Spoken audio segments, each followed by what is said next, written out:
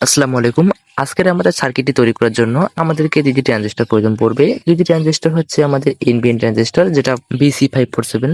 তো প্রথমে আমাদেরকে দুটি ট্রানজিস্টর যে অ্যামিটার পিন আছে, এই অ্যামিটার পিনগুলোকে আমাদেরকে একসঙ্গে সোল্ডারিং করতে হবে।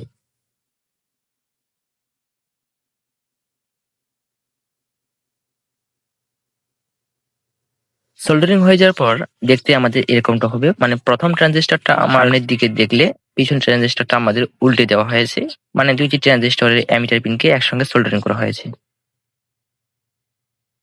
এরপরে আমরা ট্রানজিস্টরের যে লেগ গুলো আছে এগুলো একটু সোল্ডারিং করে নেই, কারণ সোল্ডারিং করার সময় আমার সুবিধার্থে এগুলো করে দিচ্ছি।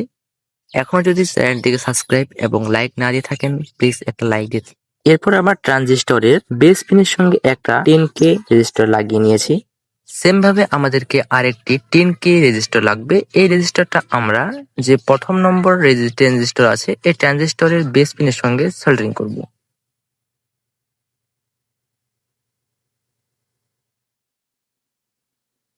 এরপর আমরা একটি জাম্পার নিয়ে নিচ্ছি। এই জাম্পারের সাহায্যে আমরা রেজিস্টরের দুটি লেগকে একসঙ্গে সোল্ডারিং করে দেব।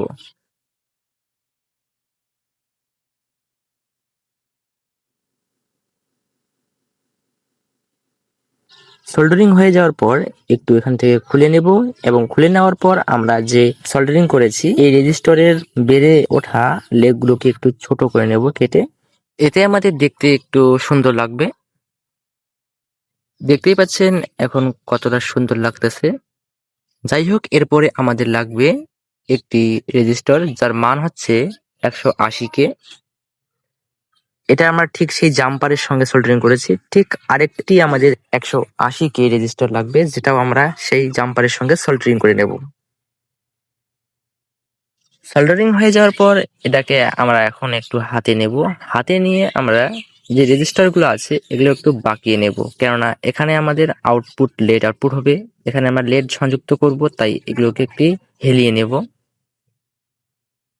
আমাদের বেঁকে নেওয়া হয়ে গেলে এটাকে এখন রেখে দেব এর পরের সোল্ডারিং এর জন্য। এরপরে আমাদেরকে লাগবে এরকম একটি ক্যাপাসিটর, যার মান হচ্ছে 25 ভোল্ট 220 UF, যেটাকে আমরা সংযুক্ত করব ট্রানজিস্টরের বেস পিনের সঙ্গে প্লাস পিন, এবং মাইনাস পিনটি আমরা রেজিস্টরের সঙ্গে।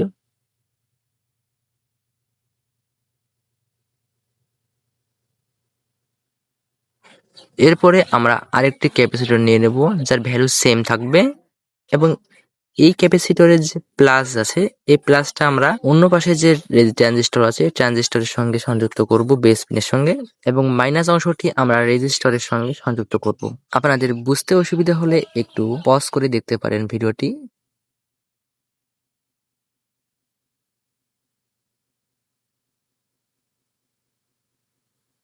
এরপরে আমরা এলইডি সংযুক্ত করব।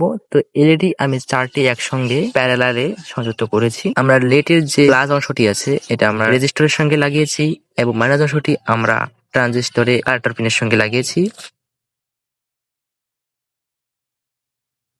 সেম ভাবে আমরা এলইডি গুলোকে তার বিপরীত পাশে সোল্ডারিং করব।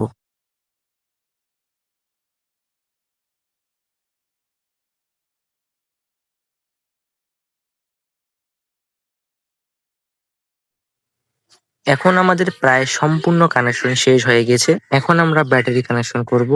তো আমি এখানে 3.7 ভোল্টের লিথিয়াম ব্যাটারি ইউজ করতেছি। আপনি চাইলে এখানে 9 ভোল্ট ব্যাটারি ইউজ করতে পারেন। কথার প্রসঙ্গে এটা বলে রাখা ভালো যে আমরা মাইনাস অংশটি আমরা ট্রানজিস্টরের অ্যামিটার পিন, এবং প্লাস অংশটি আমরা যে জাম্পারটি লাগিয়েছি এই জাম্পারের সঙ্গে সংযুক্ত করে দেব।